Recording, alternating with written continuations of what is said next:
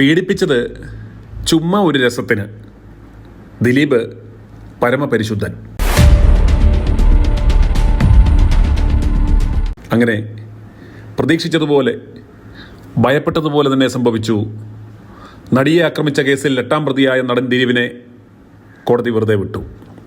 കേസിലെ 1ാം പ്രതിയായ പൾസർ സുനി അടക്കമുള്ളവർ കുറ്റക്കാരെന്ന് കോടതി കണ്ടെത്തി. എറണാകുളം പ്രിൻസിപ്പൽ സെഷൻസ് കോടതിയാണ് ദിലീപിനെ വെറുതെ വിട്ടുകൊണ്ടുള്ള വിധി അല്പസമയം മുമ്പ് പ്രസ്താവിച്ചത്. കൃത്യത്തിൽ നേരിട്ട് പങ്കെടുത്ത പൾസർ സുനി അടക്കം 6 പ്രതികൾക്കെതിരെ കൂട്ടബലാത്സംഗം, തട്ടിക്കൊണ്ടുപോകൽ, ഗൂഢാലോചന എന്നീ കുറ്റങ്ങളാണ് പ്രധാനമായും ചുമത്തിയിരിക്കുന്നത്. ഇവയെല്ലാം തെളിഞ്ഞു. കൃത്യത്തിൽ നേരിട്ട് പങ്കെടുത്തില്ലെങ്കിലും സംഭവത്തിന്റെ മുഖ്യ ആസൂത്രകൻ എന്ന് പ്രോസിക്യൂഷൻ ആരോപിക്കുന്ന 8ാം പ്രതിയായ ദിലീപിനെതിരെയും ബലാത്സംഗ കുറ്റം ചുമത്തിയിരുന്നു. എന്നാൽ ദിലീപിനെതിരെ ക്രിമിനൽ ഗൂഢാലോചന തെളിയിക്കുവാൻ പ്രോസിക്യൂഷന് സാധിച്ചില്ല എന്ന് വിധി പ്രസ്താവത്തിൽ പറയുന്നു. ഗൂഢാലോചനയിലടക്കം തെളിവില്ലെന്ന് ചൂണ്ടിക്കാട്ടിയാണ് കേസിൽ പ്രതിയായ ദിലീപിനെ കോടതി ഇന്ന് കുറ്റവിമുക്തനാക്കിയത്. അപ്പോൾ നമുക്ക് മനസ്സിലാക്കുവാൻ സാധിക്കുന്ന കാര്യം ഇതാണ്: പൾസർ സുനിക്ക് ഒരു സുപ്രഭാതത്തിൽ ഒരു തോന്നലുണ്ടായി, നടിയെ അങ്ങ് ബലാത്സംഗം ചെയ്യാമെന്ന്. അദ്ദേഹം തൻ്റെ കൂട്ടുകാരുമൊത്ത് ആ കൃത്യം നിർവഹിച്ചു. അങ്ങനെ വിശ്വസിച്ചോണം. ദിലീപിനെ മാത്രം വെറുതെ വിട്ടാൽ ശരിയാകില്ലല്ലോ, ആളുകൾ സംശയിക്കില്ലേ? പ്രതികളെ ഒളിവിൽ പോകാൻ സഹായിച്ച ചാർലിയെയും 10ാം പ്രതിയായ ശരത്തിനെയും കോടതി വെറുതെ വിട്ടു. എറണാകുളം പ്രിൻസിപ്പൽ സെഷൻസ് കോടതി ജഡ്ജി ഹണിയം വർഗീസാണ് 6 വർഷം നീണ്ട വിചാരണ പൂർത്തിയാക്കിയ കേസിൽ ഇന്ന് വിധി പറഞ്ഞത്. കൃത്യത്തിൽ നേരിട്ട് പങ്കെടുത്ത 6 പ്രതികളടക്കം 10 പേരാണ് വിചാരണ നേരിട്ടത്.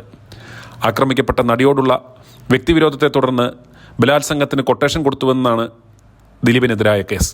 എന്നാൽ തന്നെ കേസിൽ പെടുത്തിയതാണെന്നും പ്രോസിക്യൂഷൻ കെട്ടിച്ചമച്ച തെളിവുകളാണ് കോടതിയിൽ എത്തിച്ചെന്നുമായിരുന്നു ദിലീപിൻ്റെ വാദം. നിലവിൽ ജാമ്യത്തിലുള്ള 1 മുതൽ 6 വരെയുള്ള പ്രതികളെ റിമാൻഡ് ചെയ്യും, ജാമ്യം റദ്ദാക്കും. ഇവരെ കാക്കനാട് ജയിലിലേക്ക് ഇന്ന് തന്നെ മാറ്റും. 1 മുതൽ 6 വരെ പ്രതികൾക്കെതിരെ ഗൂഢാലോചനയും തെളിഞ്ഞു. കുറ്റകൃത്യത്തിൽ നേരിട്ട് പങ്കെടുത്തവർ മാത്രമാണ് കുറ്റക്കാരെന്ന് കണ്ടെത്തിയത്. കേസിലെ 7, 8, 9, 10 പ്രതികളെയാണ് വെറുതെ വിട്ടത്. രാജ്യം ഉറ്റുനോക്കുന്ന നടിയെ ആക്രമിച്ച കേസിലാണിപ്പോൾ അന്തിമ വിധി വന്നിരിക്കുന്നത്. കേസിലെ വിചാരണയ്ക്കിടെ 28 സാക്ഷികളാണ് കൂറുമാറിയത്. 2017 ഫെബ്രുവരിയിലായിരുന്നു കൊച്ചിയിൽ വെച്ച് ഓടിക്കൊണ്ടിരുന്ന വാഹനത്തിൽ നടി ക്രൂരമായി ആക്രമിക്കപ്പെട്ടത്. കേസിൽ നേരത്തെ ജയിലിലായിരുന്ന ദിലീപും പൾസർ സുനിയും അടക്കമുള്ള പ്രതികൾ ജാമ്യത്തിൽ പുറത്തിറങ്ങുകയായിരുന്നു. 2017 ജൂലൈ 10-നാണ് കേസിൽ നടൻ ദിലീപ് പിടിയിലാകുന്നത്. 2017 ഒക്ടോബറിൽ 85 ദിവസത്തിന് ശേഷമാണ് ദിലീപിന് ജാമ്യം ലഭിക്കുന്നത്. 2017 ഫെബ്രുവരിയിൽ അറസ്റ്റിലായ 1ാം പ്രതി പൾസർ സുനി കഴിഞ്ഞ വർഷം സെപ്റ്റംബറിലാണ് സുപ്രീം കോടതിയിൽ നിന്ന് ജാമ്യം ലഭിച്ച് പുറത്തിറങ്ങുന്നത്.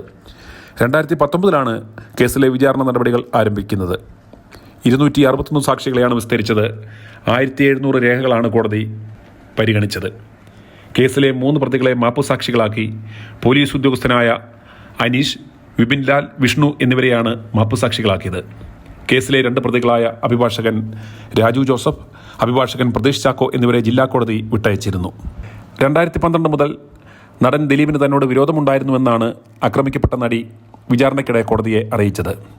2012 മുതൽ ദിലീപിന് തന്നോട് വിരോധമുണ്ടായിരുന്നുവെന്നും കാവ്യ മാധവനുമായുള്ള ബന്ധം മഞ്ജു വാര്യരോട് പറഞ്ഞതാണ് വിരോധത്തിന് കാരണമെന്നും നടി കോടതിയിൽ മൊഴി നൽകിയിരുന്നു. തനിക്കെതിരെ നിന്നവരൊന്നും മലയാള സിനിമയിൽ എങ്ങുമെത്തിയിട്ടില്ലെന്ന് ദിലീപ് പറഞ്ഞുവെന്നും മൊഴിയിലുണ്ട്. ഇതിനിടെ തന്നെ അറിയില്ലെന്ന ദിലീപിന്റെ നിലപാട് തള്ളി 1ാം പ്രതി പൾസർ സുനിയും വിചാരണയിൽ രംഗത്തെത്തിയിരുന്നു. തങ്ങൾക്കിരുവർക്കും പരസ്പരം അറിയാമായിരുന്നുവെന്നായിരുന്നു പൾസർ സുനിയുടെ നിലപാട്. നടിയെ ബലാത്സംഗം ചെയ്ത് ദൃശ്യങ്ങൾ പകർത്തുവാൻ പൾസർ സുനിയും സംഘവും മുൻപും ശ്രമിച്ചിരുന്നതായി പ്രോസിക്യൂഷൻ കോടതിയെ അറിയിച്ചിരുന്നു. 2017 ജനുവരി 3-ന് ഗോവയിൽ വെച്ച് കൃത്യം നടത്തുവാനായിരുന്നു ആലോചന. എന്നാൽ ഷൂട്ടിംഗ് നേരത്തെ പൂർത്തിയാക്കി നടി മടങ്ങിയതിനാൽ അന്ന് കൃത്യം നടത്താനായില്ല. തുടർന്നാണ് പിന്നീട് കൊച്ചിയിൽ വെച്ച് ആക്രമിച്ചത്. നടിയെ ആക്രമിച്ച കേസിലെ പ്രതികൾ ഇവരാണ്: 1ാം പ്രതി സുനിൽകുമാർ എന്ന Pulsar Suni, 2 Martin Antony, 3 Manikandan, 4 Vijeesh V P, 5 Saleem എന്ന വടിവാൾ സലീം, 6 പ്രദീപ്. ഈ പറഞ്ഞ 6 പ്രതികളാണ് കുറ്റകൃത്യത്തിൽ നേരിട്ട് പങ്കെടുത്തത്. ഇവരെയെല്ലാം കുറ്റക്കാരെന്ന് കോടതി കണ്ടെത്തിയിട്ടുണ്ട്. 7ാം പ്രതി ചാർലി തോമസ്, ഇദ്ദേഹമാണ് പ്രതികളെ ഒളിവിൽ പോകാൻ സഹായിച്ചത്. ഇയാളെ കോടതി ഇന്ന് വെറുതെ വിട്ടു. 8ാം പ്രതി ദിലീപ് കുറ്റകൃത്യത്തിനായി ഗൂഢാലോചന നടത്തി എന്നായിരുന്നു കേസ്.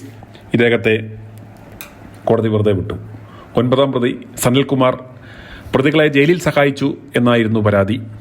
അപ്പുണ്ണിയുമായും നാദൃഷയുമായും ഫോണിൽ സംസാരിക്കാൻ സഹായം നൽകി ഇദ്ദേഹത്തെയും വെറുതെ വിട്ടു. 10ാം പ്രതി ശരത് ജി നായർ ബാലചന്ദ്രകുമാറിൻ്റെ വെളിപ്പെടുത്തലിന് പിന്നാലെ ഇയാളെ പ്രതി ചേർത്തു. ഇന്ന് വെറുതെ വിട്ടു. അതുപോലെ ഏറ്റവും എടുത്തു പറയേണ്ടുന്ന ഒരു കാര്യം, അസാധാരണമായ നിയമ പോരാട്ടങ്ങളുടെ പേരിലും ചരിത്രത്തിൽ ഇടം പിടിക്കുന്നതാണ് നടിയെ ആക്രമിച്ച കേസ്. വിചാരണയ്ക്കിടെ പല ആവശ്യങ്ങൾ ഉന്നയിച്ച് 90ഓളം ഹർജികളാണ് ദിലീപ് സുപ്രീം കോടതി വരെ ഫയൽ ചെയ്തത്. നടിയും കോടതി കയറി ഇറങ്ങിയതിന് കയ്യും കണക്കുമില്ല. 5 തവണ വിചാരണ നീട്ടിവെച്ചു. ജഡ്ജിയെ തന്നെ മാറ്റണമെന്ന് അതിജീവിത ആവശ്യപ്പെട്ടു. 2 പ്രോസിക്യൂട്ടർമാർ പിന്മാറി. ദൃശ്യങ്ങൾ അനധികൃതമായി തുറന്നു കണ്ടെന്ന ആരോപണത്തിൽ ജില്ലാ ജഡ്ജി പോലും സംശയ നിഴലിലായതും വർത്തമാന കേരളം കണ്ട കാഴ്ചയാണ്. 2017 കുറ്റപത്രം സമർപ്പിച്ച് 3 വർഷത്തിന് ശേഷമാണ് നടിയെ ആക്രമിച്ച കേസിൽ വിചാരണ തുടങ്ങിയത്. ഈ സമയത്തിനുള്ളിൽ പല ആവശ്യങ്ങൾ ഉന്നയിച്ച് ദിലീപ് നൽകിയത് 90ഓളം ഹർജികൾ. സിനിമാ ചിത്രീകരണത്തിനായി വിദേശത്ത് പോകുവാൻ അനുമതി വേണം, നടിയെ ആക്രമിച്ച് പകർത്തിയ ദൃശ്യങ്ങൾ ലഭ്യമാക്കണം, കുറ്റപത്രത്തിനൊപ്പം സമർപ്പിച്ച മുഴുവൻ രേഖകളും ലഭിക്കണം, മാധ്യമങ്ങളിൽ വാർത്ത വരുന്നത് തടയണം. അങ്ങനെ നിരവധി ഹർജികളാണ് കോടതിയിലെത്തിയത്. 2020 വിചാരണ തുടങ്ങവേ പ്രതിപട്ടികയിൽ നിന്ന് ഒഴിവാക്കണമെന്നാവശ്യപ്പെട്ട് ഹൈക്കോടതിയിലും ദിലീപ് ഹർജി നൽകി. ഹൈക്കോടതി തള്ളിയതോടെ സുപ്രീം കോടതിയിലും പോയി. ഒടുവിൽ ഹർജി തന്നെ പിൻവലിച്ചു. ബാലചന്ദ്രകുമാറിന്റെ മൊഴിപ്രകാരം കോടതി ഉത്തരവിട്ട തുടരന്വേഷണം തടയണമെന്നാവശ്യപ്പെട്ടും ദിലീപ് മേൽക്കോടതിയെ സമീപിച്ചു. തുടരന്വേഷണത്തിനിടെ അന്വേഷണ ഉദ്യോഗസ്ഥരെ അപായപ്പെടുത്തുവാൻ ശ്രമിച്ചെന്ന കേസിൽ അറസ്റ്റ് ചെയ്യുമെന്ന രീതിയിൽ മുൻകൂർ ജാമ്യ ഹർജിയുമായി ദിലീപ് ഹൈക്കോടതിയെ സമീപിച്ചു. തുടരന്വേഷണ പുരോഗതി റിപ്പോർട്ട് കോടതിയിലെത്തിയപ്പോൾ അതിൻ്റെ പകർപ്പ് വേണമെന്നായി. പിന്നീട് ഒടുവിൽ ദിലീപിൻ്റെ ആവശ്യം തുടരന്വേഷണം റദ്ദാക്കണമെന്നായി. ഇത് മുൻനിർത്തിയും ഹർജി നൽകിയെങ്കിലും ഫലമുണ്ടായില്ല. ഇതിനിടെ തുടരന്വേഷണം റദ്ദാക്കണമെന്ന ഹർജിയിൽ നടി കക്ഷി ചേർന്നുള്ള ഇടപെടലും കേരളം കണ്ടു.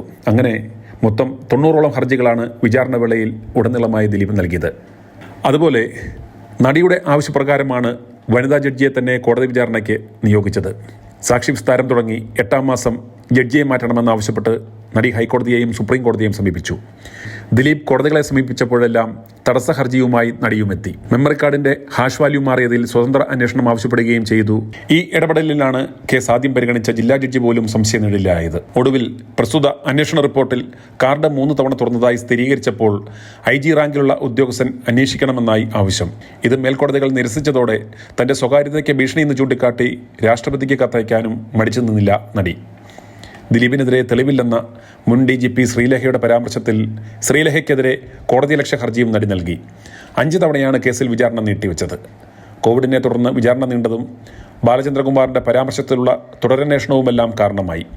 2 പ്രോസിക്യൂട്ടർമാർ ഇടയ്ക്ക് വെച്ച് ഒഴിവായതും 3ാമത്തെ ആൾക്കായുള്ള കാത്തിരിപ്പുമെല്ലാം വിചാരണയുടെ മെല്ലെപ്പോക്കിന് കാരണമായി. ഒടുവിൽ വർഷങ്ങൾ നീണ്ട നിയമ പോരാട്ടത്തിന് ഇന്ന് വിധി കുറിക്കുമ്പോൾ പ്രതീക്ഷിച്ചതുപോലെ തന്നെ സംഭവിച്ചു. ദിലീപ് രക്ഷപ്പെട്ടു. അല്ല, ദിലീപിനെ രക്ഷിച്ചു.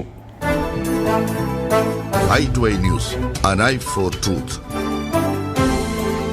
i2i News സബ്സ്ക്രൈബ് ചെയ്തിട്ടില്ലാത്തവർ ഇപ്പോൾ തന്നെ സബ്സ്ക്രൈബ് ചെയ്യുക. നോട്ടിഫിക്കേഷൻ ലഭിക്കുവാൻ ബെൽ ബട്ടണും അമർത്തുക.